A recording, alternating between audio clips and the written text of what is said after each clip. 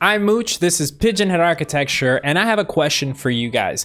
Who here likes futuristic architecture? I know I do, and if you do too, well then you're in for a treat because there's this company called Lilium, and what Lilium is trying to do is they're trying to revolutionize the way that we travel. Lilium is a company that was founded in 2015 in Munich, and the way that they propose on doing this is by supplying vertical takeoff jets. But wait a minute, Mooch, what exactly does this have to do with architecture? Well, if you think about it, these jets have to live somewhere, don't they? And that is exactly where architecture comes into play. Basically, what Lilium wants to do is they want to find a way to easily allow developers to build these heliports, or vertiports as they call it. And well, because vertical, you know? And the idea is that these developers could choose a modular version of these designs and kind of plug and play the design to fit their current building and their current needs. And essentially, the design needs three key ingredients, and that is a takeoff area, a terminal, and parking stands. These three elements could then be neatly packaged into one single design that could then be sold to developers who would build these on the ground or even on existing buildings with some structural modification, of course. But let's take a look at those three ingredients with a little bit more detail. The first, which is the takeoff area, will work similar to heliports that exist today in terms of slopes and other guidelines. The second, the parking area, will allow passengers to board and store luggage while also allowing a space for basic maintenance. Finally, for the terminal, when I think about a terminal, I think about long wait, long lines, and actually Lilium is trying to make it a point where they want to integrate a seamless and simple experience whose sole purpose is to get the customer from the street into the craft. So they want to really speed that up and not have you waiting so much. They're really focused on efficiency here. Currently, Lilium is continuing to develop their design standards for these modular designs, and they believe that they will be able to build these ports in a fraction of a time that it takes to build roads and even railways. Additionally, they mentioned that it could cost as little as 1 to 2 million euros to build their current smallest configuration.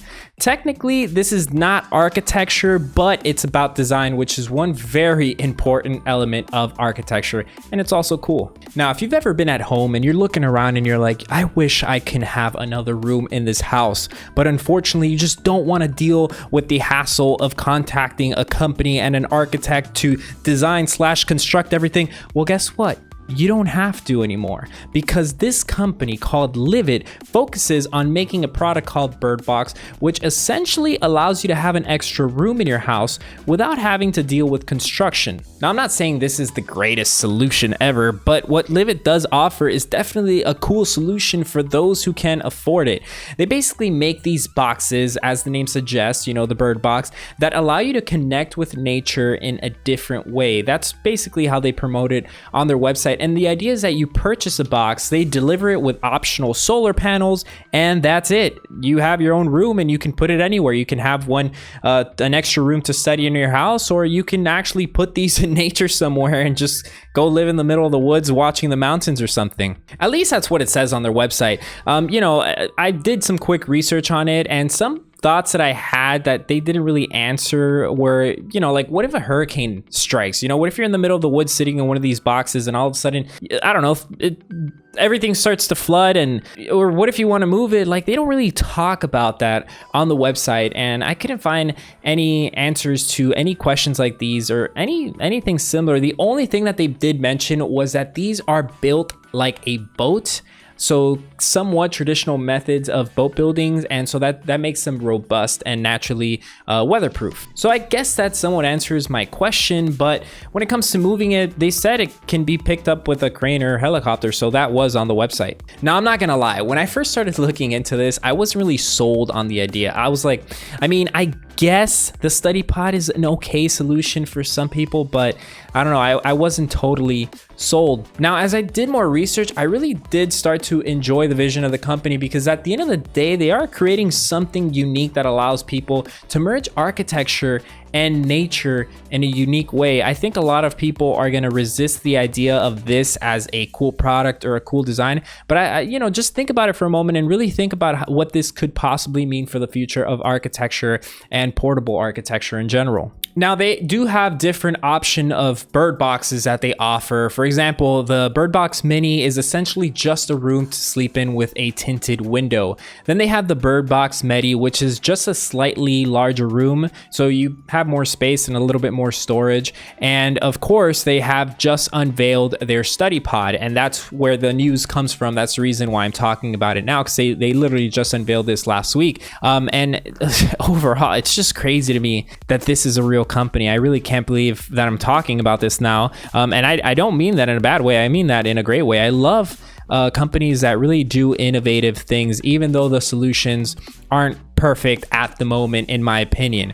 But anyway, one cool feature that they have is that you can book these things. So maybe the whole purchasing one of these and putting it in your backyard or in some wilderness in the middle of nowhere, maybe that doesn't call your attention, but I think that they work kind of like Airbnb, and I can't tell you for sure because when I tried to do this on my computer, my VPN got in the way and I didn't feel like disconnecting, because you guys with VPNs know what that's like. And I'm not going to give you an ad. I'm not sponsored by any VPN company, but anyway, you could actually apparently just sign up for a date, you pay, and then you spend the night. And how awesome is that? If that's really how it works, I totally see myself doing that. The only catch is that you have to be in Norway, and I'm really far from Norway, unfortunately. But who knows? Maybe one day we'll go out there and try one of these things out, and of course we'll film it here and we'll put it on YouTube for you guys. But you know, I was wondering like who the target audience would be, because it's not totally clear to me. I mean, thinking about it, like I do imagine finding a really nice scenic place, buying like maybe 10 of these things as a developer and then renting them out. So maybe some sort of a business person that wants to make money investing in these things, maybe that would be one way to do it. I don't know. So it sounds great as an investing opportunity. But anyway, it's not really clear to me how much these things cost. I did read online somewhere, but I couldn't verify it. I read that the study pods start at around 12,000 euros, which I think it's something like $14,000. Is that expensive? I don't know. I'll let you guys decide down in the comments. Let me know. Now, the next story is a little sad, but it's also beautiful at the same time. It's a project that's designed by an Italian architect named Angelo Renna. He proposes to fill the interior space of a stadium with over 30,000 cypress trees, and he plans to do this as a way to create a memorial for those who lost their lives during the pandemic. I think that part of the beauty with this project has to do with the fact that not only is he building a memorial for such a devastating time in our history, he proposes to do this by simultaneously saving the life of an old stadium that was built in 1926 in Milan. In other words, he wants to take this old, abandoned, yet historical monument that's going to be demolished anyway, and he proposes to save it and turn it into a memorial.